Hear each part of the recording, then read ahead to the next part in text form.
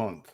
Yeah, it's been a while. Yeah, too long. I'm not sure I know how to do. Who leads this? Timmy, is that you? Do you lead us? Who's Lead leading in what? this show?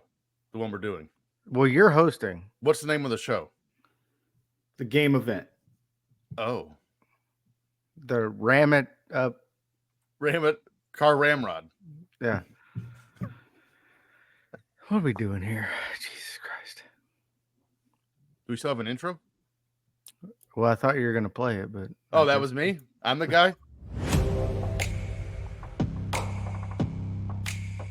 Hello and welcome to the Filter Free Podcast. I am your host, TJ Stevens. Problematic. Out of my left earbud.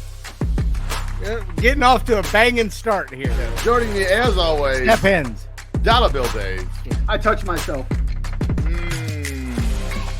I just need to clip that. Just Dave leaning for. I touched myself. And Timmy C. Goo, goo, goo.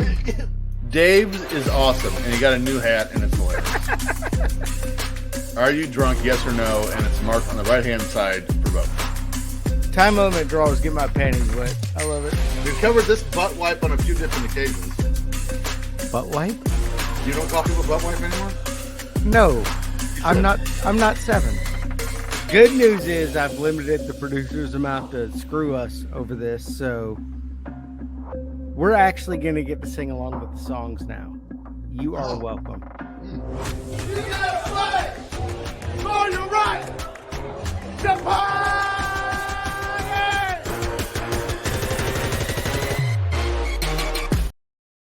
Pow! Hello and welcome to the Filter Free Podcast. I am your host, TJ Stevens. Step-ins. Joining me as always, Dollar Bill Dave. I'm here. He is here. I'm not in a bad mood today. Shit! We're going to have to postpone until Dave's in a Yeah, bad mood. FSU finally won. Incidentally, FSU hadn't even started the season the last time we recorded, so there's that. That's true. Has it? Wow. Timmy C's here. They are now 1-3. Who? How are those Bengals looking? By the time this drops, they'll be 1-2. Got to start somewhere, you know? Same record as the Bears. Well, when the NFL comes out after week 1 and was like, hey, our bad, you lost by 6, but that touchdown that we told you wasn't a touchdown, it was. Yeah. So morally. So there's 4 people left in Survivor League that had 33 people in it. Yeah. And it could be less than that by the time this drops. It could be over. Yeah. So there's still 3 games left to be played. And football's been wacky. Haven't picked it yet. Yeah, but you know who's really good at picking football games? Me and Dave. Well, me. I'm good. I'm the only one that's like winning good. I know I'm only up like $100. I picked Raiders -6 against Carolina because why wouldn't you? And then they got the doors blown off of them. Red Rifle, baby. Don't expect to win that game. Which we need to have a serious conversation about the Panthers benching Bryce Young and then posting 36 on the Raiders the very next game. Guess what? Andy Dalton, even at 38 or whatever he is, Joe Flacco part 2. He's still very capable as a quarterback. He's not going to win you a Super Bowl. Probably not going to win you a playoff game, but he will win you a shit ton of regular season games. I was watching the Bears Colts game today because, of course, why? And Joe Flacco's still in the league. Joe Flacco! He's now backing up Richardson there in Indianapolis. Richardson was terrible today. And they still won. Yeah. Well, the Bears are not great. Because the Bears O-line does not know how to block people, and then that causes 3 turnovers. Well, and then there's the Ravens, who apparently don't realize that a football game is 4 quarters long. They stopped playing at the end of the third. Almost gave it away to Dallas. Luckily, they had a 22-point lead at the end of the third quarter. They won by 3. Had it been any less, they would have lost. Yes. It was very close to them losing still. I told you guys before we started recording, I saw a graphic today on the Bears game towards the end. Caleb Williams had thrown for 363 yards and 2 touchdowns. I thought the graphic was wrong. Probably was. So he threw for almost 4 bills. We still lose to Indianapolis because, again, for some reason, the Bears don't find an offensive line important. Well, the Bengals didn't for a long time, so maybe better days are coming. But my fantasy teams today, killing people. My bets are doing well. I don't. T-Weave, I'm sorry. I'm gonna beat T. I was looking beautiful until Dak Prescott went insane in the fourth quarter against Allison. So now I need 25 points from a shitty backup receiver on the Falcons tonight. Drake London. We were talking beforehand. I bet him under on receptions 5.5. So maybe he catches, 2 96-yard touchdown passes. And we both win.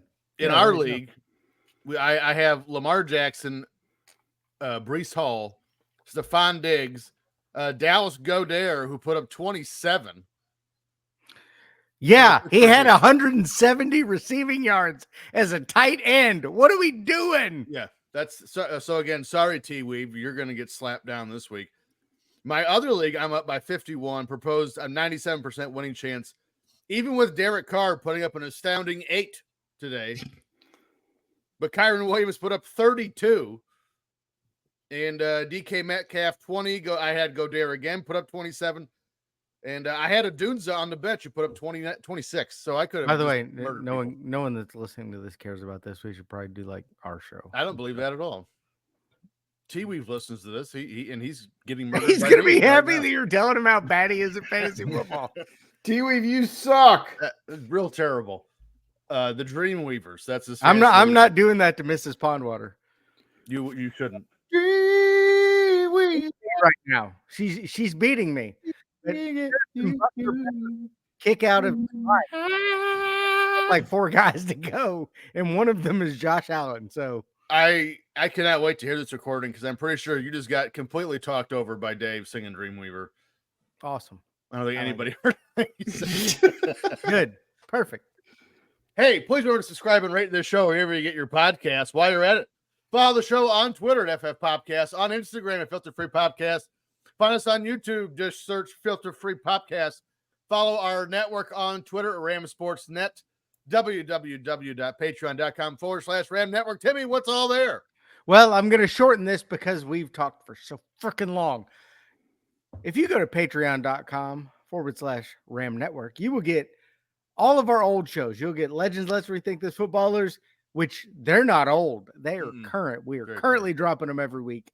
Old School Evolution of Evil, Wrestling with Commercials, which we are also still dropping. Plus, you'll get TNA Top 10, Talking Wrestling with Palmwater Dave. You'll get us. And you will get a ton of bonus content going through all of the old wrestling, even though we don't do wrestling anymore. We do it there. We do there. So for $5 a month, you can get all the wrestling you can handle. Old School, we got World Class Flashback. We got Eras, the New Generation. What else we got? I was there. We got CWA. We're recording a new CWA tomorrow night. World Class. Which would be last night. Oh, yeah. Yes. Last night. World Class. We're recording a new CWA last night. Well done, guys. That's impressive, actually. That you so just go to the Patreon, subscribe if you want wrestling. We got all the wrestling. Power of the Pen. We just did one a couple weeks ago with Zach Haydorn. That's all the reading. Nobody wants to read. Book stuff. People like to read. And that reminds me. I got to read that. I got to read that Portland book I got. Katie Bar the Door, the Portland book. That will be coming out due to my schedule. I didn't really consider this. Yeah, your schedule sucks butthole. Yeah, but because of my schedule coming up the next couple months, Portland Wrestling will be coming out in December. That's when that will start dropping. So get ready for that. I wasn't invited. We haven't done it yet. I don't know if you heard me just now. It'll start dropping in December. If you maybe my December's really packed. Well, no one asked you. See, this is why we didn't invite you. If me and Dave, we're gonna take this real serious, and we're gonna become like experts at Portland wrestling. So if you want to do this, you got to go listen to what I'm saying. Go on to Amazon, order Katie Bar the Door by Mike Rogers. It's a book on Portland wrestling. Read up on it.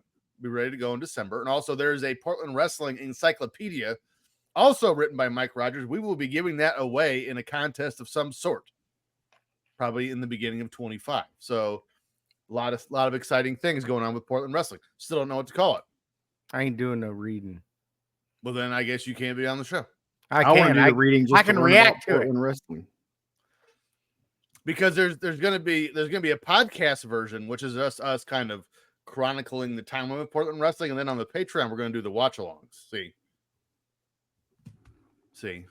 how that works. I feel like I've been left out of something here. Dave and I drunkenly talked about it 2 weekends ago. You're both fucking fired. What? How? Because we come up with ideas. I just fired you. Okay. Welcome to Filter Free Podcast. I am your host, Timmy C. And they're gone now. They're fired. They're fucking fired. Do you know who else is gone? Everyone that was listening just now. So thank you for that. Just pick one. I didn't do that. That was Dave. All right. That was me. I hit the wrong button. I had to figure out how to get it back. Let's go ahead and get started. Hey, do you guys know I'm beating Dreamweavers 133.47? Beating something, all right. This week, we're going back to September of 1982. Now, let's see what was happening in your world yesterday. Let's run through some events.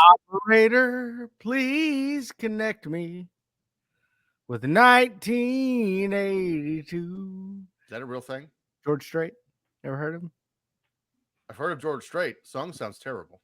He's got a song called 1982. Okay. Up first, stories that missed the cut. September 1st, the United States Air Force Space Command is founded. We landed on the moon, 13 years before that? And it Yes. took them that long to get a space command? And now we have a Space Force. Yeah, sure we do. I'm in the Space Force. I want to be in the Space Force. September 2nd, Keith Richards of the Rolling Stones has his house burned down. Meaning like his house burned down. He didn't have someone burn his house down. He might. I mean, he could. I mean, he could have. I don't know. I burn my house down. September 4th, the narcissist Lex Luger. Narcissist Lex Luger starts a fire. An arsonist starts a fire to a hotel in Los Angeles, killing 25. Shouldn't have been hotel in there. Shouldn't have been trying to have a nice weekend there. It's probably one of them hourly jobs. Could be. September 6th, we have Jerry Lewis's 17th Teletubby telethon for muscular dystrophy as they raised $28.4 million. This is he kept all that money. I'm going to be good at this. I can shit see. to anyone. We covered this in a deep dive once, like this one, but as a whole, the telethon as a whole. Yeah, they raised a lot of money. Yeah, for himself. Yeah. Whose whole? Daniel Day-Lewis. What? Oh, Jerry Lewis. September 6th, Paul McCartney releases his single "Tug of War." Never heard it. It's a song about masturbation. It is. Tug that whore. Same day, Willie Stargell has his number 8 retired by the Pittsburgh Pirates. Fat ass Willie Stargell. This was right in the middle of the Cocaine Pirates, too. 82. Thought September that was 10th, the Mets. also known as the Lenny Dykstra. September 10th, Decca releases a Beatles audition as part of the Complete Silver Beatles album.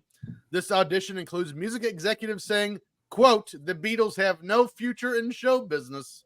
They were right. They were right. Yeah, Beach Boys over the Beatles. Hot take. What did the Beatles ever do? It's not a hot take when it's the 400th time you've given it. Every time. I mean, you just keep flipping that carcass over now at this point. Hey, guys, hold on. Beach Boys. Beach Boys. He's a big fan of John Stamos. I can't help him. The Beatles could never have a smashing hit like Kokomo. They did. They had several, actually. Smashing hit like Kokomo. Smashing hit. September 15th. Fun. Till her daddy takes a T-bird away. Your daddy should take a T-bird. They made T-birds for a while. Wish they all could be California good. That was David Lee Roth. That was your mama. You shut your whore mouth, David Lee Roth. September 15th, the first edition of the USA Today is published by the Gannett Company. Still making them. Who knew? I actually, when I looked at that, I was like, typed into my search bar, last printed USA Today. They're They still still making- make them. You still I get them can't- at hotels, don't you? Couldn't That's the only believe it. place you can pick one up. I don't go to hotels. Like they used to sell them at the I'm gas poor. station. I'm pretty sure they do not anymore. They don't sell gas at the gas station. Most like USA newspaper Today. companies only do like one newspaper a week now. It's on like Yeah. Sunday. So is it USA 7 days? USA bi-weekly. USA tomorrow. There you go. September 19th, the New Orleans Saints record their first road shutout victory, a 10-0 win. And who they did it against doesn't matter. The Bears. It was the Bears. By the way, you got beat in front of a crowd sitting there wearing paper bags on their heads. Yes. The Aints. September 21st, the NFL begins its 57-day strike, which would later be the subject of the movie The Replacements. Pretty sure you're lying about that. Well, it's not based on the strike, but it's There very were loosely no around it. Washington Sentinels. No, you know who they were. They hadn't invented S10 trucks for linemen to flip over in 1982. Again, I think you're mistaking me saying that. I'm assuming that the race replacements. They hadn't are a invented documentary. boats for quarterbacks to live That on is absolutely in not true. 1982. Again, the replacements, not a documentary. It was a loose interpretation of the movie. I seen it. Thank you. Great Chick movie. One of hot. Dave's faves. It did have John Madden in it. That was the factually accurate part. John Madden existed. He's wiry. Oh, however the hell you say it. Boom! Second, Family Ties, starring Michael J. Fox, premieres on NBC.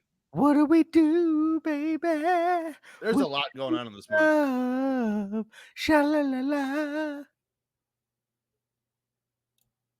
September 23rd, Billy Joel releases his 8th studio album, The Nylon Curtain. That sounds like one of them jerk off places Oh, it is, for sure. Ew.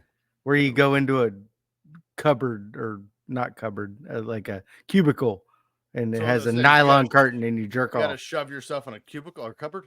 It's pronounced cuticle. That's on your finger. Okay. It ends up on your finger, but that's not what they call it. September 25th, Northwestern football ends their 34-game losing streak, beating Northern Illinois 31-6. Northern Illinois, top 25 Northern Illinois, lost to another MAC team this week. Mm. Terrible. Northern Illinois lost. Yep. It was probably Ohio, if I had to guess. No, Ohio got beat the shit out of them by Kentucky. It was Kentucky it was beat like them half to one of death. them MAC teams, Toledo or Kent State or Akron. yeah. The MAC is really just like all Ohio. the universities in Ohio except Cincinnati and Ohio State. And Northern Illinois. Yeah. So, and actually, Ball State's in the MAC. September 25th, Penn prison guard George Banks kills 13 people, 5 of which were his own kids. One of them was Carlton Banks. I don't think that's right. September 27th, the St. Louis Cardinals clinched the NL East title. Thank you. That was the best response you could have given. I thought you were going to utter an F word. September 27th, filming begins of Never Say Never Again, the final time Sean Connery would play James Bond. The real James Bond. Correct. Pierce Brosnan can suck it. September 27th. Pierce Brosnan was awesome. You shut your No, whore mouth. He was not. September 27th. Goldeneye's the greatest Bond film. That's the greatest What? video game for sure. I was actually playing it today. It's fantastic. September 27th, Lil Wayne is born in New Orleans. He's now Big Wayne. Big Wayne. Almost old Wayne. He's old. Wayne's He's World. old. Wayne, O-L-E, old Wayne. Oh, Wayne. September 29th, Cheers premieres on NBC. One of the great accomplishments of my life is getting Dave to watch Cheers. Never seen it. We both watched. Liar! I watched it up till Kirstie Alley came in, and then I was bored with the show. I think that's as far as I made it. What? September- Those are the good years, honestly. She was September way 30th. way better than other whore. No, the other whore. Shirley Yeah. Temple or Shirley whatever her Temple. name was. Shirley MacLaine. Yeah, Shirley. her too. John Wayne. I don't know. September You know 30th. who was in it though? The hot girl. Woody Harrelson. Oh, he's a dude. What's her name? The Margie, old guy that played coach. Margie Fergie or whatever her name is. Margie Fergie. Margie Rhea Perlman. Margie Post. Marquee Post. Margie yeah. Post. She's so hot. She's dead.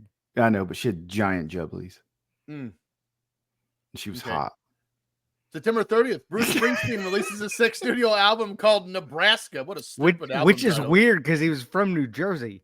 It's a stupid That album title. probably lost like the damn Cornhuskers this past weekend. Absolutely. I bet that's probably Hermes's favorite album. Well, I wasn't gonna shitty fake Patrick Mahomes wannabe piece. I wasn't gonna say his name, but I was gonna continue to just shit on the state of Nebraska as a whole for fun. September 30th, Hall of Fame linebacker. I haven't either. No one has. I'm not sure it exists. I think it's just Iowa extended. It's like a P.O. box at the edge of Iowa and Colorado. I like that. September 30th, Hall of Fame linebacker and the original monster of the Midway, Bill George, who went to the Hall of Fame in 1974, dies in a car accident at age 52. Shouldn't have been driving there. Should not have been driving there. It's like Buford Pusser. That's right. Same age, I think. And that was Stories That Missed the Cut. Stories in the Wheelhouse. September 13th, we head to the Ball Diamond for our first story this week as legendary lefty Steve Carlton pitches a complete game shutout while hitting a home run of his own for the 4th time in his career. While accomplishing this, he pitched a shutout and hit a home run. Yes, 4 times. This is the 4th time. Yes, that's crazy. That's ridiculous. While accomplishing, he's no Shohei Ohtani. Four times in one day. 4 touchdowns, one game. That's a lot of jerking the gherkin. 4 times in one day. He was the first player ever to do it in 3 different decades. And oh, by the way, the Phillies beat the Cardinals 2-0 while he was at it. If you are a fan of pitching in the major leagues, what a time to be a fan. From 82 to 84, there were 3 different active pitchers chasing each other for the all-time strikeout list. In the beginning of the 83 season, 3 pitchers were within 100 strikeouts of the all-time leader, Walter Johnson, who had 3,508. The 3 pitchers were Carlton, Nolan Ryan, and Gaylord Perry. I like that Gaylord Perry pitched for 39 seasons. And you don't call him a compiler, but you do for Nolan Ryan. Nolan Ryan was first, but then went on the DL, allowing Carlton to pass him on June 7th, 83. Throughout this one season, there was 14 lead changes for the title of Strikeout King.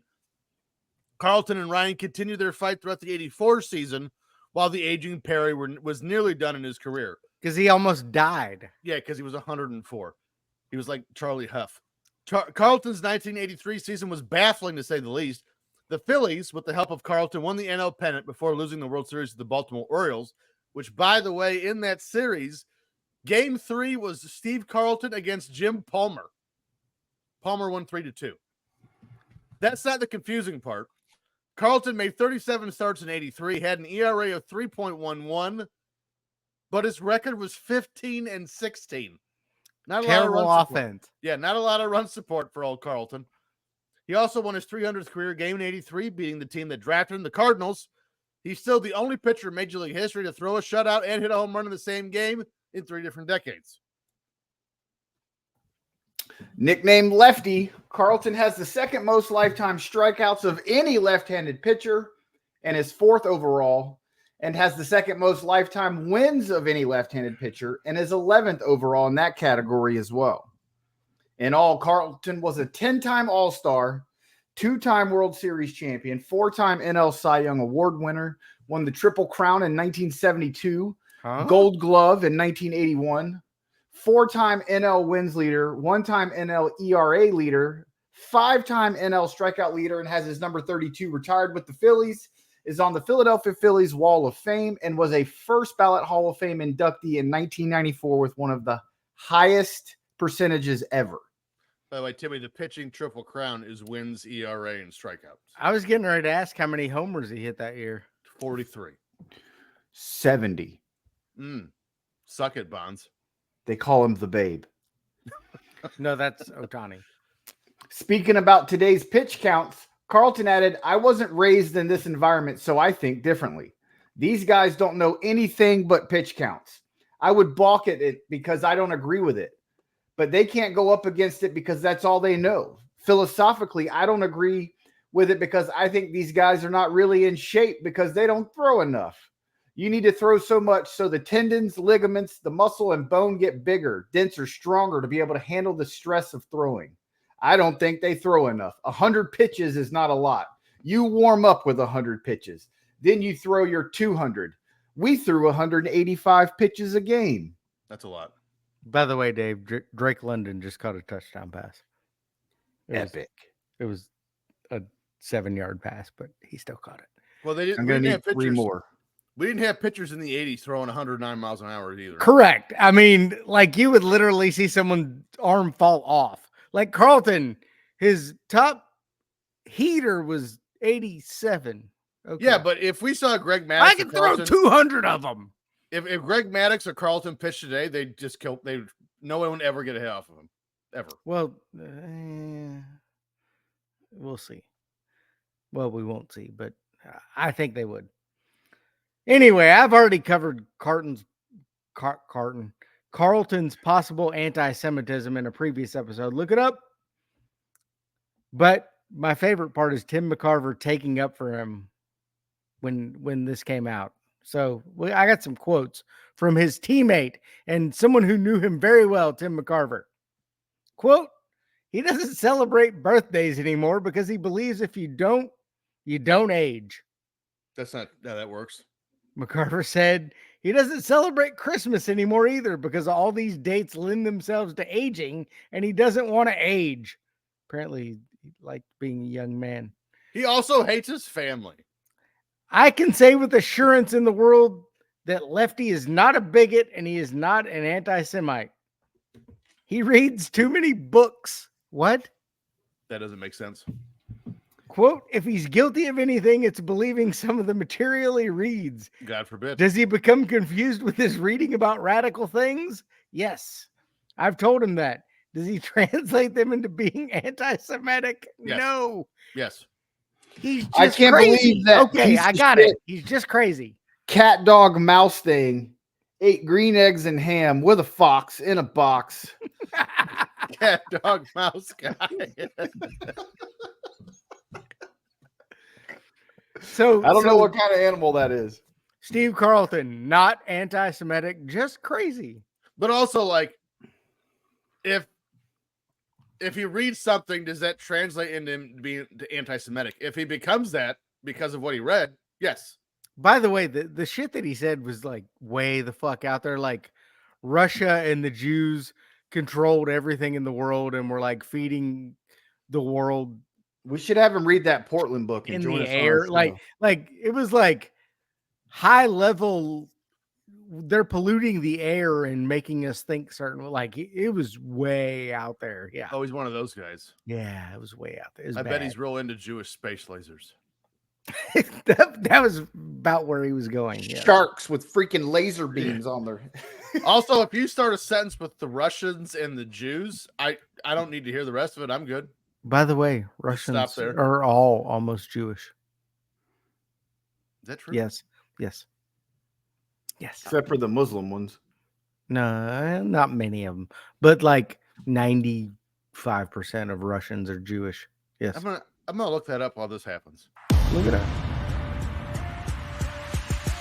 But today, I'm the greatest of all time. Turn it and wild. McCurdy with a great left. Here it is. 8. Pressure with 3. Winston's going to run the ball. Makes a guy miss. Comes down to over the second rafter. Off the floor. Nothing but through the window. Off the wall. Nothing but net. You like that? You like that? I like that. You gotta like that, right?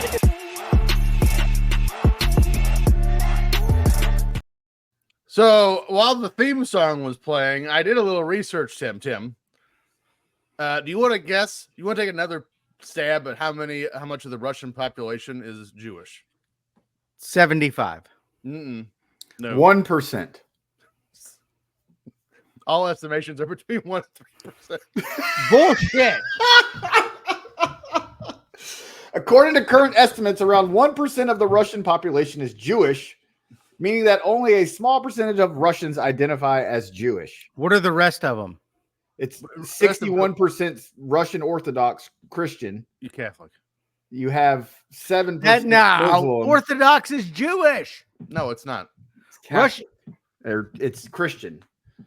Is this going to be the new box score trivia? Is the Hey delineation Siri, of religion? what religion is Russian Orthodox most closely related to?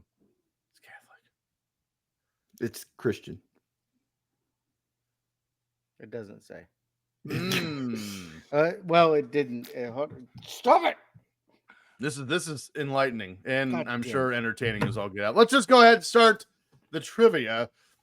1982 Major League leaders. We just talked about Steve Carlson. You know, we always start batting average leaders. As soon as I Dave find Parker. it. As soon as I find it, got to find it. There it is. Dave Parker. No. Ricky Henderson. No. Tony Gwynn. Nope. Reggie Yeah. Jackson. No. Oof. Dave Winfield. Good guess. No. Pete Rose. Nope. 82. Tony Perez. There's no Reds on this list. Fat ass Eddie Murray. Eddie Murray. 6'3", Cal Ripken. No. Good God. We're in the void of baseball I mean, you here in didn't even- you didn't 1982. even- Mike Schmidt. No. You didn't even let me tell you how many you had to pick. So you got one.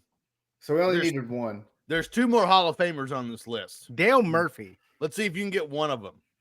So one more. Dale Murphy not in the Hall of Fame. Lou Crime Whitaker. Against humanity. No. Carlton Fisk. Nope. Alan Trammell. Nope. Paul Molitor. Nope. Close. Earnhardt. I was Same team as Molitor in 82.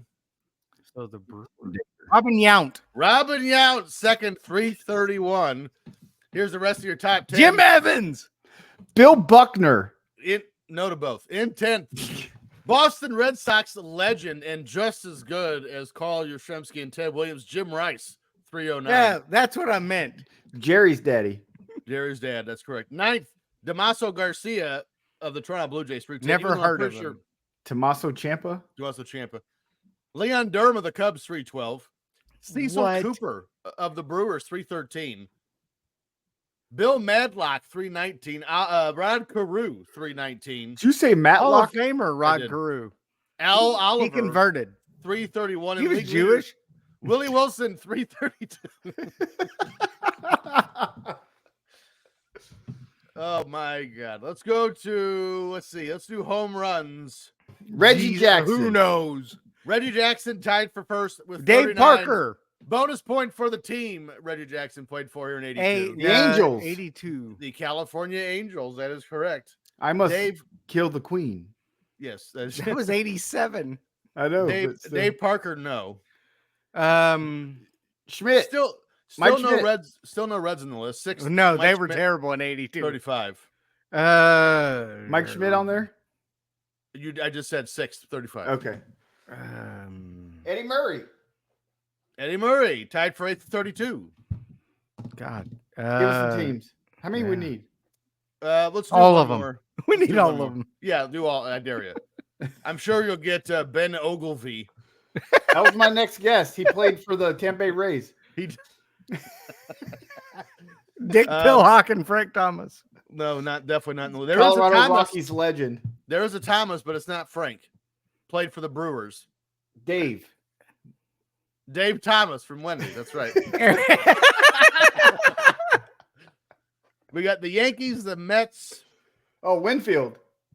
Dave Winfield tied for third The with Mets in 37. 82? Let's try to get one more here. This is good. This is fun. Atlanta. two Dale from Murphy. Atlanta. Dale Murphy tied for 5th with 36. Here's the rest of your top 10. All tied for 8th. Cecil Cooper. Pedro was that? Guerrero. Lance Cecil Parrish. Fielder's brother. Sure. Lance Parrish. Andre Thornton.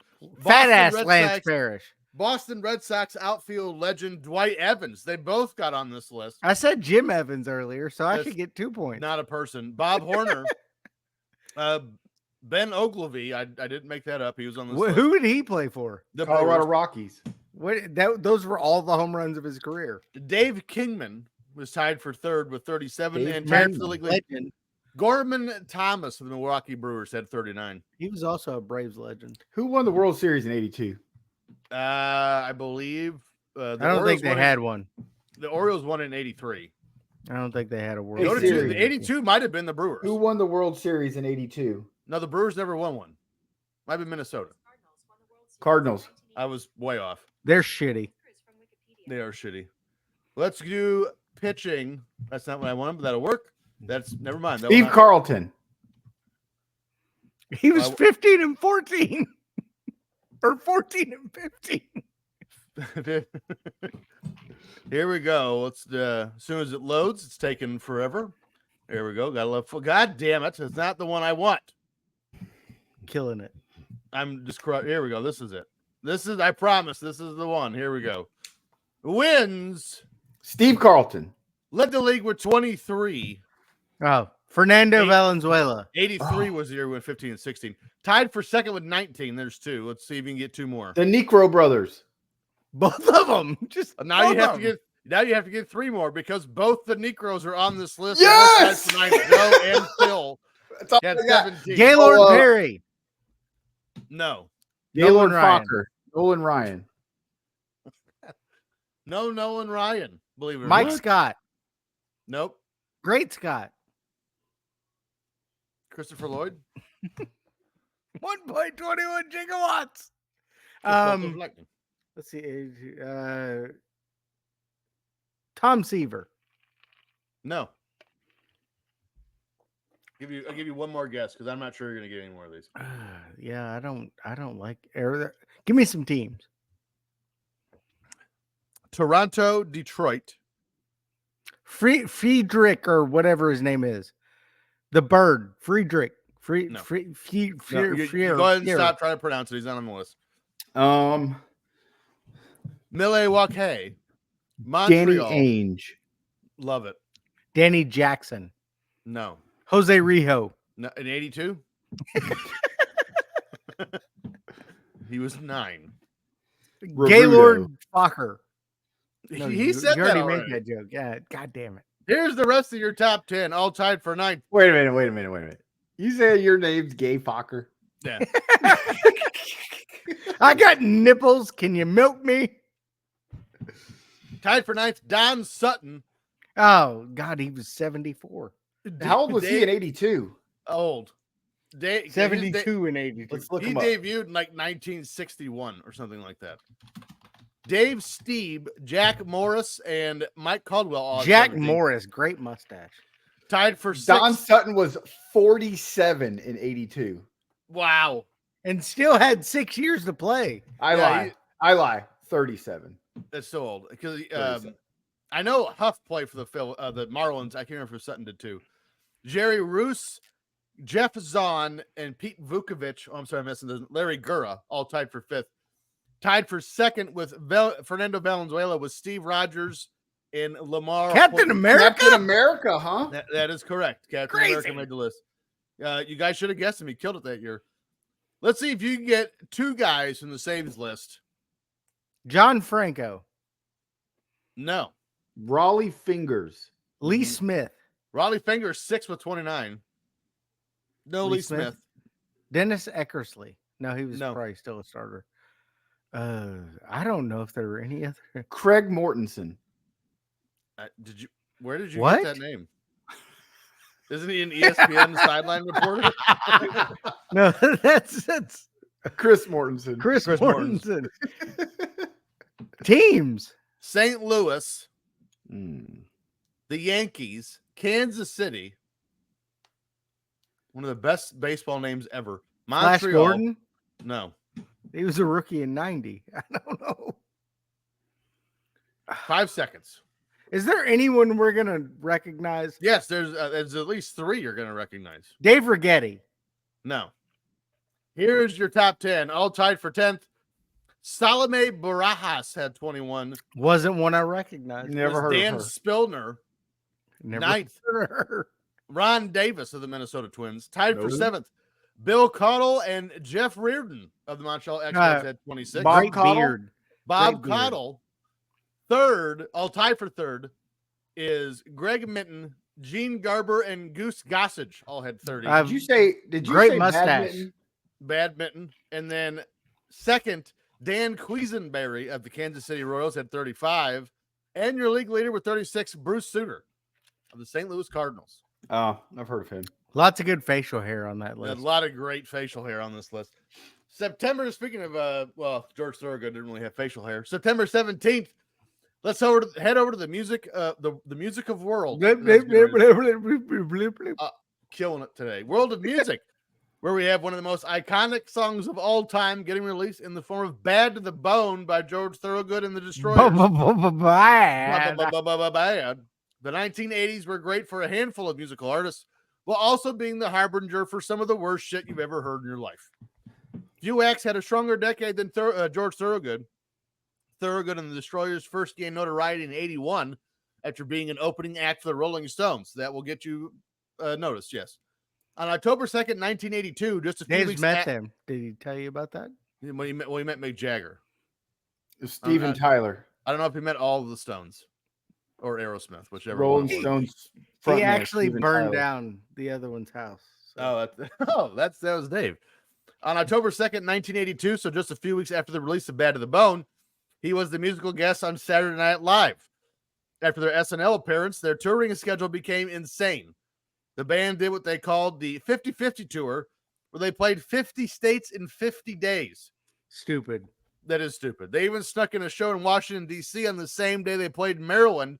So they actually played 50 states, one Commonwealth, for 51 shows in 50 days. Here in 1982, the band signed with EMI Records for the release of Bad to the Bone. The album of the same name would later go on to become a gold album. The band had two more gold albums in the 80s in the forms of Maverick and Born to Be Bad. After the 1980s, Thorogood had one more number 2 hit. Born to Be Bad. That's not the same song. Oh. Called Get a Haircut, and the band disappeared from the current scene. Thorogood is 74 years old today and still touring. George Thorogood wrote Bad to the Bone sometime during the 50-50 tour. He can't remember because he was drunk. According to Thorogood, it took a few months to write the song, and the lyrics took even longer.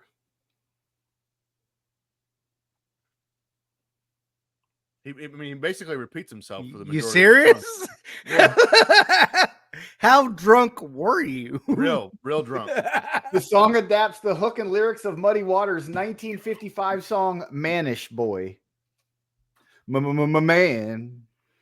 So Man, like, boy. He was like, no. Oh, sorry. when you're like 23 years old and you're real drunk, but you don't want to stop drinking yet, and you're at home. So you find like a little bit of Dark Eyes left in a bottle, and you mix it with a half-drinking bottle of Gatorade. That's how drunk George Thorogood was. Thorogood said, "If we don't write a song called Bad to the Bone, somebody else will, so it might as well be us." I like it. Real drunk. Originally, Thorogood wanted Muddy Waters and Bo Diddley to record the song, but neither could, so the Destroyers recorded it, and the rest is history. Bad. I'd really like to hear Bo Diddley sing Bad. Thorogood, which Goldthwait sing it. Ooh.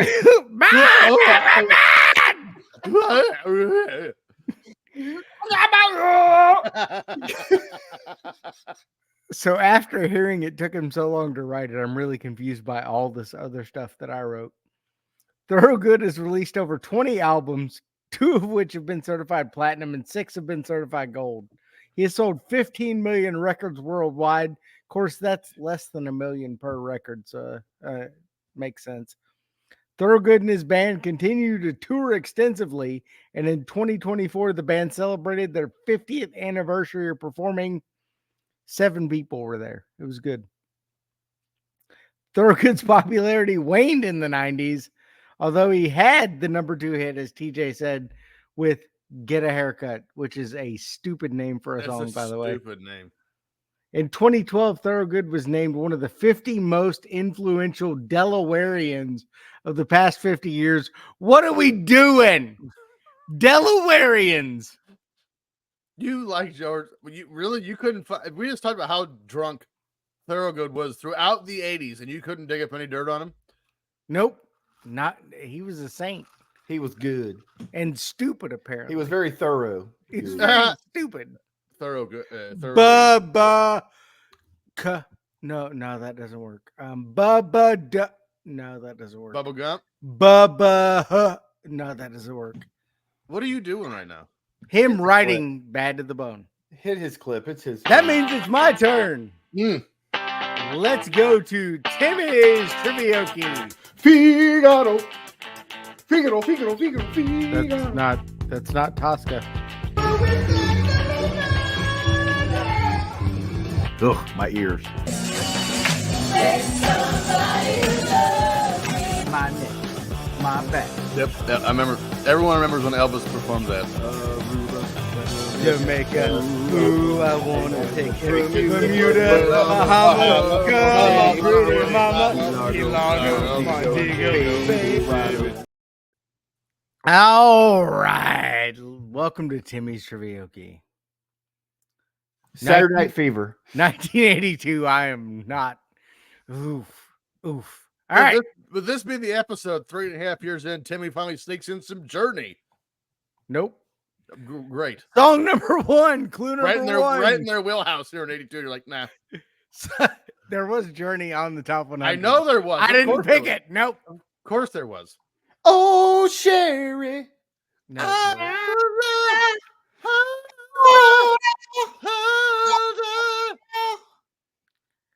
Song number 1. Clue number 1. Magic. The Gathering. Rolades. Rolades. Magic Johnson in a wheelchair. Clue number 2. Eminem. M&M's or the rapper? Like the rapper Eminem. It's very contemporary, guys. You guys got to get in here. Yeah, I'm really into my 82 music trivia. That's like my. You know, this is my clue number jam. 3. Houdini. Is that when you poop and you're wiping? That's his new up? song. That's Eminem's new song. Houdini. Correct. You're getting close. Are we? Yes. Clue number 4. Steve Miller. Jet Airliner. Have you heard the Eminem song Houdini? No, I have. Jungle. I have it on my Jungle phone. Love. Okay. What's it sampling? I don't remember. I haven't heard it in a month. Clue number 5. Gonna reach out and grab you. Abracadabra. Abracadabra. Oh yeah. I'm gonna reach in my out bag, and grab bruh. Yeah. Thank you. I have that song on my phone. TJ gets the point. You're damn right I do. That's bullshit. You knew the song. I expected you to get it. You Song make number me 2, hot, clue number you 1. make me cry. This is a toss-up. Clue number 1, Mr. T. Pity the I fool. pity the fool. 18. It's not a real song. Oh. I pity the fool. Clue number 2, Hulk Hogan. I'm a WrestleMania. Real American. By Rick Derringer. What's her name? I Have Cindy the Lauper. Tiger. Girls just want to have fun. I Have the Tiger. TJ with the point. You should have said Clue Rocky number 3 III. was Rocky. Clue number 4 was Survivor. Clue number 5 was Thrill of the Fight. TJ whooping your ass. Dave. Pity the fool. Again, 82 that's my wheelhouse. Right. DJ's wheelhouse. Wasn't even born yet, but I'm crushing it. Song number 3, clue number 1, Cougar. John Cougar Mellencamp. Girls just want to have fun. Blood on the Plow. Oh. Ooh, Ooh, gross. Clue number 2, Chili Dogs. I didn't write. Oh, Jack and Jack and Diane. Yes. TJ gets it. I beat him. No No way. way. I You beat didn't. him. No way. I beat him. I need a red Roll flag. the tape back. I was watching the tape as it happened. And Nope. TJ got it first. I got it. Roll the ditty by Jack and Diane. See, I 2 got it. American kids growing up in the hot land. Another Jack Checking and on don't be Chili love Dogs for outside Daisy Boston. Freeze. Diane said something about doing it in the car. That- I Oh don't think- yeah, no. You're making words up. That should be the lyric though, because that actually goes well together. That is what he's singing. Oh, about. let it rock. Let it Let it roll. roll. Let the Bible belt come and save our souls. Next. And I got that has that, by the way. been Timmy Stribioki. Oh, TJ with a clean sweep this week. Look at Bullshit. this guy. Yep. Bullshit. It was three I to get nothing. half a point. I don't give This a fudge. this might be the first time it's ever happened in the history of the show. Correct, because TJ doesn't know music. I get half a point. No. It's weird that TJ doesn't know music and used to be a DJ. Country music. You don't ever do country. I could, but Dave wouldn't know any of it. September 26th, one of the more iconic television shows of the 80s and maybe even ever, Knight Rider premieres on NBC. Now, think about this. We've had 3 shows debut on NBC in this month, September of 82. Knight Rider, Family Ties, and Cheers. I believe we call that killing it. Here with Knight Rider, this action, crime, science fiction show was created by Glenn A. Larson and starred David Hasselhoff, Edward Mulhare, Patricia McPherson, and Rebecca Holden. The show is based around self-made billionaire Bruce Wayne. Oh, wait, that's the wrong show. Wilton Knight as he rescues Detective Michael Arthur Long after Long was shot in the face. After some plastic surgery, a new man emerges in the form of Michael Knight. Wilton chooses Michael as a primary field agent in a public justice organization called the Foundation for Law and Government, or FLAG. Then there's the other part of this program, the Knight Industries 2000, or KIT, which was a modified Pontiac Trans Am, which is a car with AI. By the way, it's a travesty that we live in America and Pontiac Trans Ams are not currently being made as we speak. The show lasted 4 seasons and 90 episodes. Timmy, did you have something to say there about Trans Ams? Well, no Pontiacs are being made, so. I know. I will always stop the show for Trans Am love. Actually, they were turning. We'll come back to that. They were Fake-ass actually turning Camaro. Camaros a couple years ago into Trans Ams for the what was it, the 50th anniversary of what was the Burt Reynolds movie he did where he had the black one, Smokey and the Bandit. Smokey and the Bandit, and it was a Camaro turned into a Trans Am. It was actually pretty hot. The first episode was actually a 2-part episode called Night of the Phoenix. For some reason, I can't find the television ratings for this show. But the debut episode premiered on 8 p.m. on a Sunday night directly up against Dallas, which was a happening back then. Dallas was a Friday show. That's weird. But this was the premiere. This was the season premiere. So maybe they did on Sunday, maybe. It apparently didn't do well as it was eventually moved to Friday nights up against MASH, where MASH was number 1 and Knight Rider was number 2. At the time of its release, Knight Rider received mixed to negative reviews. At review aggregator site Rotten Tomatoes, the first season scored 35%, based mainly on archived reviews with an average rating of 5.6 out of 10. The site's consensus reads, "This car can do anything except paper how over tiresomely silly Knight Rider's concept is." I like Knight Rider. Tom Shells of the Washington Post commented, "Knight Rider is all revved up, but has no place to go except maybe headlong into a large brick wall." In contrast, retrospective reviews have been much more positive. Mike Bernardin of Entertainment Weekly called the show a relic from a simpler time when audiences demanded less from their TV. Dude, I loved Knight Rider as a kid. Yeah, Knight Rider was the shit. Also, had a car that spoke like Mr. Feeney. Oh, yeah. That's true. Yeah, Also, but- I mean, All right, we'll come back to that. it says how tiresomely silly Knight Rider's concept is. Was there another show they fucking talking car in it? Because if there was, I missed it. Fun facts. David Hasselhoff and Mr. Feeney did not meet until production's Christmas party 6 months after filming season 1. Until that point, Hasselhoff had not seen the face behind the voice of the car. He immediately taught him something. That's weird.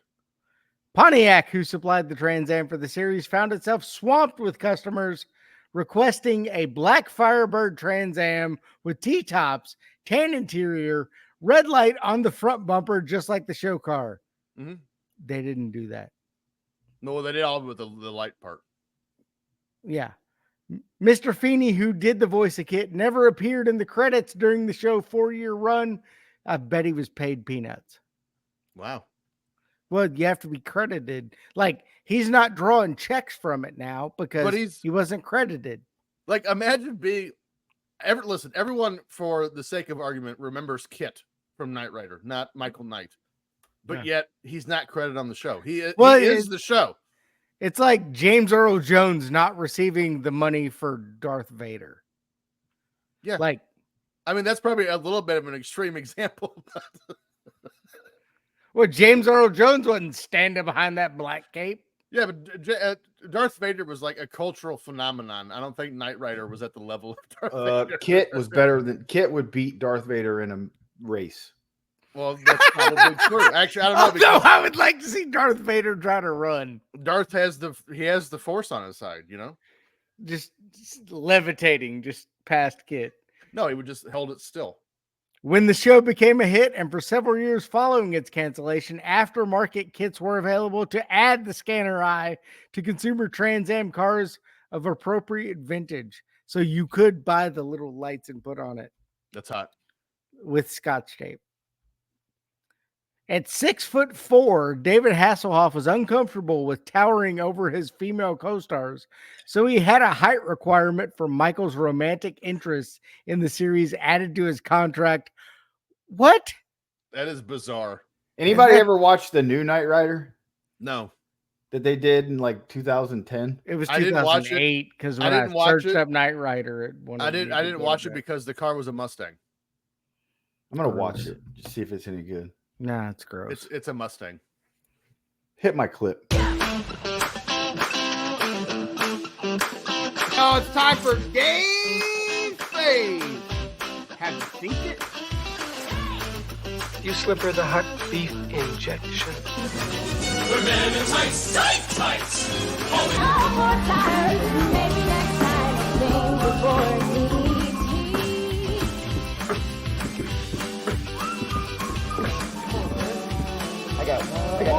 But damn it, I got nothing, guys.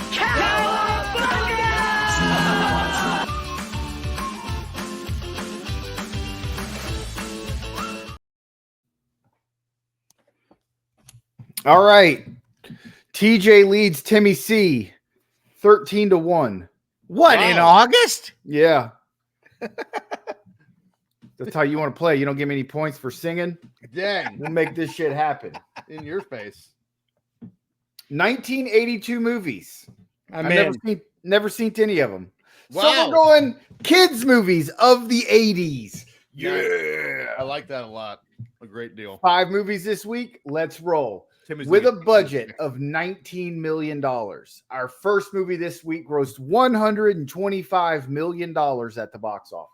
That's bananas for 82. This is a 1985 American adventure comedy film. This film's one of Dave's faves. A group of young misfits discover an ancient map and set out on an adventure to find a legendary pirate's long-lost treasure. Stars Sean Astin, Josh Brolin, Corey Feldman, and the vivacious Cary Green. He didn't ask for an TJ. answer yet. you didn't miss it. It's the Goonies. All right, TJ gets the point. Thank you. You're waiting my fucking turn to show you the answer. Movie number dose on a budget of $18 million. Our second movie this week grossed $222.7 million at the box office. Wow. This is a 1989 American science fiction comedy film. The scientist father of a teenage girl and boy accidentally shrinks his and 2 neighborhood teens to the size of insects. Hold on. Now the this teens is must going to have take to- a while. Now the teens must fight diminutive dangers as their father searches for them. This film stars Rick Moranis. It's a lie. It actually stars Peter Scolari. TJ, Honey, I Shrunk the Kids. my man, Timmy C. You got to Also, say it. I for the held it people. up, honey. I You got to Shrunk the say Kids. it for the people. Peter Scolari in Honey, I Shrunk the Kids. Also, technically, what Timmy wrote's wrong. He didn't put the comma in it. That is true. That's why TJ gets the point. Here we go. Movie number C with a budget of $5 million. Our third movie this week grossed $793 Oh, $1,000. I was like in the 80s. I was like, net million? Jesus. Everyone retired after that movie was over. This is a 1989 American fantasy comedy film. I like it. I like where we're going. A boy discovers an incredible and gruesome world of monsters under his bed. Oh, I love this movie. This film stars Fred Savage, Howie Mandel, and Daniel Stern.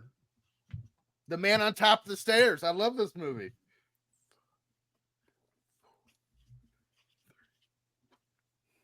I'm going to get the sweep again. TJ. 2 categories in a row. Little Monsters. Little Monsters, T.J. Stevens. Fucking Love that nerd. movie. Over the shoulder boulder holder.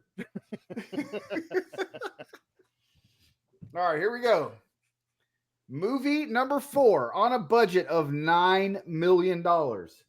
Our fourth movie this week grossed $18.6 million at the box office. This is a 1986 American science fiction adventure film.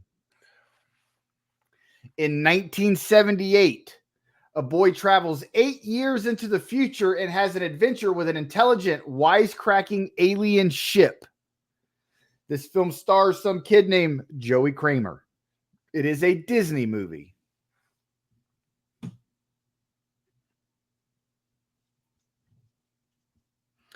I'll give you another hint. Compliance. Yes, I know the movie. I'm trying to remember the title. I remember the movie. Round, round, get around. Yeah. I get around. I get around.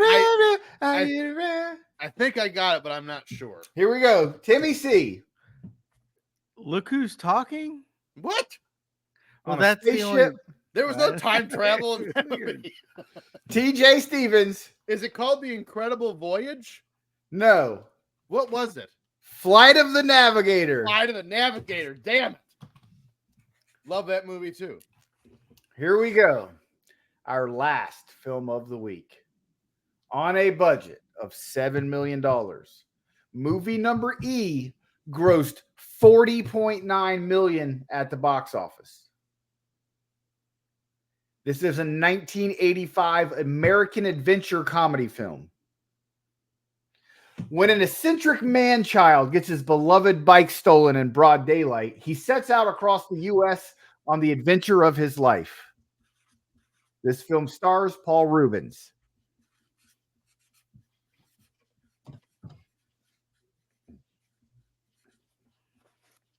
Large Marge. 4, Sentia. 3, 2, 1. TJ Stevens. I already know I got this wrong. I just mixed this out with Bill and Ted. Pee Wee Herman's Excellent Adventure. No, it's Pee Wee's Big Adventure. Why are you terrible? Pee Wee Herman's Excellent. I give you the point because that's awesome. No, do Thank not. you. Thank you. That's horseshit. Timmy C. So we're tied. Pee Wee's Big Adventure. 1, 2, Pee Wee Herman's Excellent Adventure. I'm 3 really to 3. I'm really upset. I did not remember Flight of the Navigator. I love that movie. Pee Wee Herman's Excellent Adventure is classic. That is Pee Wee Herman's Excellent. I can't wait to write that. We need to make our own movie called Pee Wee Herman's Excellent Adventure. We already know Timmy's going to be Pee Wee. I'll be the fat guy bully, and then No, I was thinking I would be the fat guy bully. But I then didn't steal your bike, Pee Wee. who was also in Teen Wolf, and he was. Yeah, it's true. What was his name in Teen Wolf? I believe he also played John Wayne Gacy in the like with the one of the He original did. Gacy movies. You're yeah. right. And then Dave can just be Keanu Reeves from Wayne's World randomly in the movie. Dave can be Boof from Teen Wolf. Boof. Are we just gonna throw in every '80s movie in this one? Pee Wee Herman's Excellent Adventure. It's not a real name. It's Pee Wee's Big Adventure. All right, let's go from the hilarious to the sad. Also hilarious. Yeah. It's not hilarious. We're gonna end this month, September 28th. One of the most infamous. Oh, this is a deep cut, by the way. One of the most infamous and sad murder stories ever takes place on this day, as 12-year-old Mary Kellerman dies after taking an extra thing Tylenol, and she would be the first casualty for what is now known as the Chicago Tylenol Murders. This story is mind-blowing for several reasons. The first of which is, how does one contaminate mass-produced Tylenol? Plus how the story ends, kind of. The day that Mary died, 6 other people, including Adam, Stan, and Teresa Janis, who were 27, 25, and 20 respectively, all 3 of them died along with, so the three brothers and sisters died on the same day, along with Mary McFarland, who was 31, Paula Prince, who was 35, and Mary Reiner, who was 27. Arlington Heights nurse Helen Jensen was asked to investigate the deaths, because apparently in Arlington Heights you can just ask a nurse to investigate a weird death. She was also the only Arlington Heights public health official, which again sounds safe. She quickly found the receipt from the Janices buying a single bottle of Tylenol. She found the bottle and turned it over to investigator Nick Pichos due to suspicion. Pichos called Dr. Edmund R. Donahue. Pichos. Oh, Did you say bitch toes? Bitch toes. That is his name. Old flip-flop over there. She found the bottle and turned it over to investigator Nick Pichos due to suspicion. Nick bitch toes.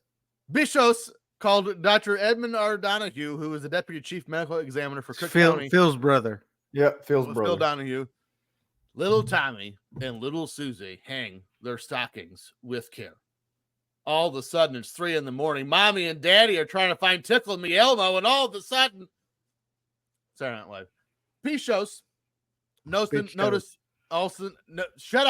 an almond smell coming from the bottle and had the remaining tablets examined, and it was found that 4 of the nuts in it. No, she would shut up. That's what killed him. They had nut allergies. Yeah, they put peanut shells in all the Tylenol. Problem mystery solved. Got it, guys. And it was found that 4 of the remaining 44 pills had 3 times the lethal dose of cyanide. A press conference was then held, warning the public to not consume Tylenol. The pills were manufactured in 2 different states, Texas and Pennsylvania, just suggesting that the bottles were tampered with after they were placed on the store shelves. For the record, the stores in which these pills were bought were a Jewel Foods in Arlington Heights, an Osco drugstore in Schaumburg, a Walgreens and a Dominic's, both in downtown Chicago, and a Frank's Finer Foods in Winfield. During the initial investigation, a man by the name of James William Lewis was at the top of their list after he sent a letter to Johnson & Johnson demanding $1 million for him to stop tampering with Tylenol pills. Lewis was eventually sentenced to 10 years in prison, but for extortion, not for murder. Here's where it gets weird. Later in 2007, investigators noticed the October 1st postmark. Lewis had said he had worked on the letter for 3 days initially, which means he started the letter on September 28th, which was the day before Mary Kellerman died, who was the first person. To be fair, you throw that much cyanide in, you can pretty much guess what's going to happen. Oh, yeah, you know. Yeah. Meaning he at least knew about it due to the fact that no one had died yet when he started writing the letter. So he at least knew it was going on because he wrote the letter before anyone died. He recanted his timeline because it's very troublesome for him if you don't. The FBI went hard after Lewis and his wife after this, but DNA exonerated him. Lewis died in 2023.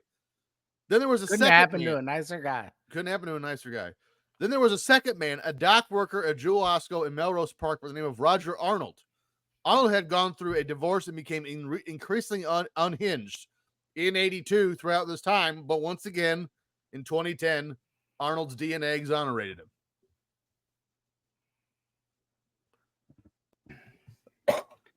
By chance, the bottle of Tylenol that Kellerman used was inventoried by paramedics.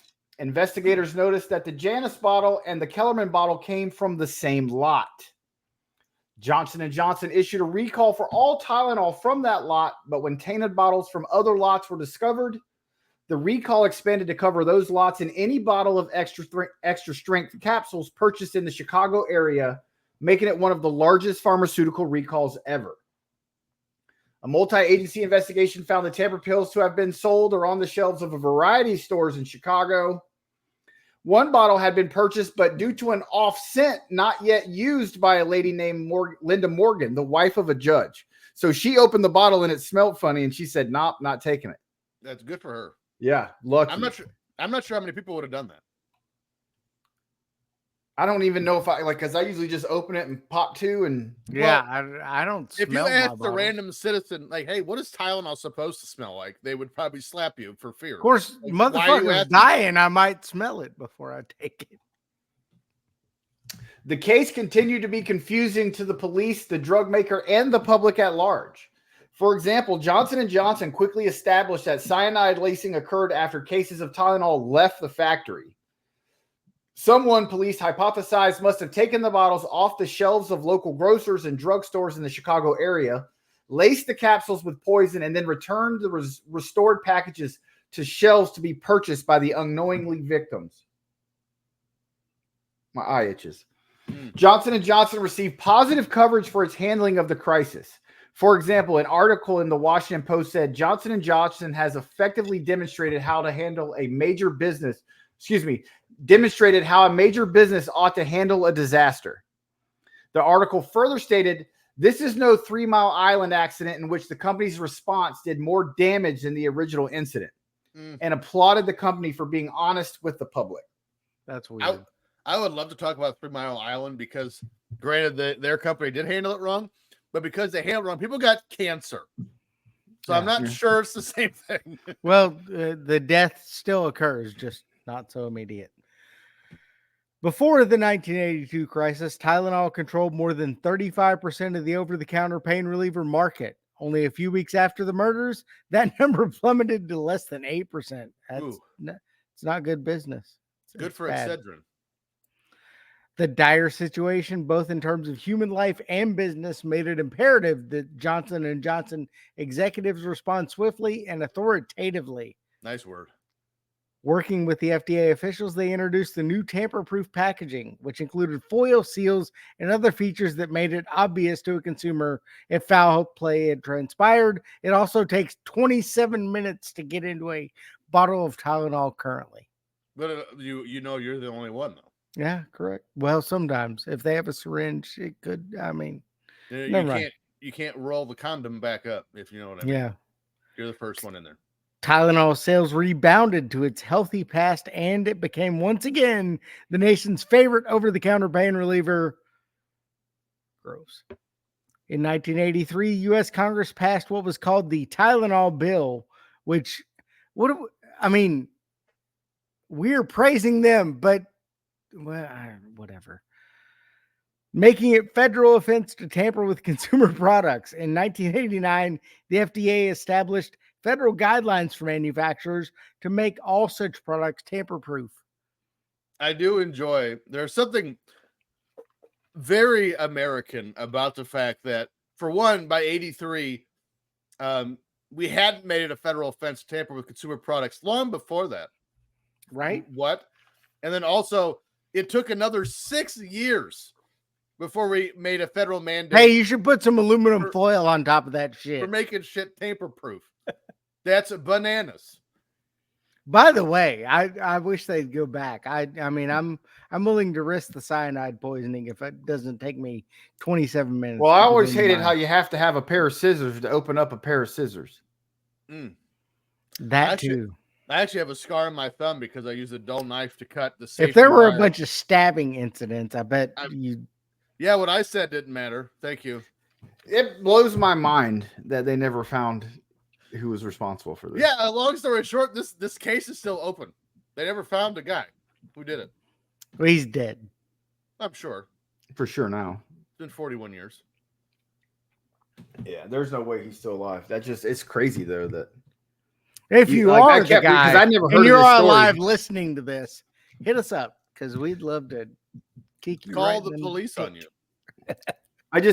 I'd never heard of it, so I'm reading it and I'm like, okay, who did it? Who did it? Who did it? Wait, what's going on here? No, they've never figured this out. How come this wasn't on Unsolved Mysteries? You know what I really enjoy is that someone was like, I did it. 20 years in prison. Fuck. What are we doing? It was probably that guy on Twitter that started bashing our show for no apparent reason last week. That's probably who the Chicago Tylenol Murderer guy is. The guy that got mad at me for something else I posted, so he wanted to say we have a shitty podcast. Because I'm sure never listen to our podcast, you queef. Yeah, not a chance in hell. Because if you listen to it, you of course will know it's amazing.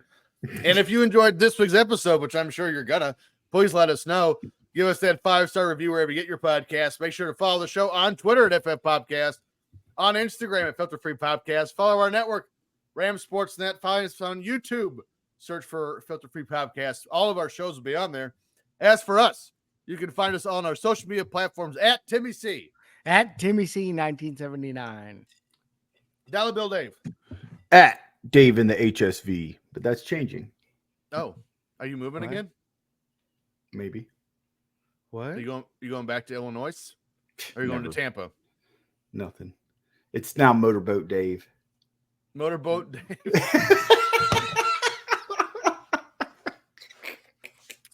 Well, my name is not that much fun. It's just at T Stevens 91. Next week, we're going to cover October, 3/4 of the year in the books of 1995, our strong suit, I would say, the mid-90s. It's time for the baseball playoffs. OJ's not guilty, definitely, allegedly. Pam Anderson gets the flu and so much more. This has been the Filter Free Podcast, and so long for now. Joke of the week. How do you know Mike Tyson is anti-religion? I don't. Is spinal? Because he's always punching people in the face.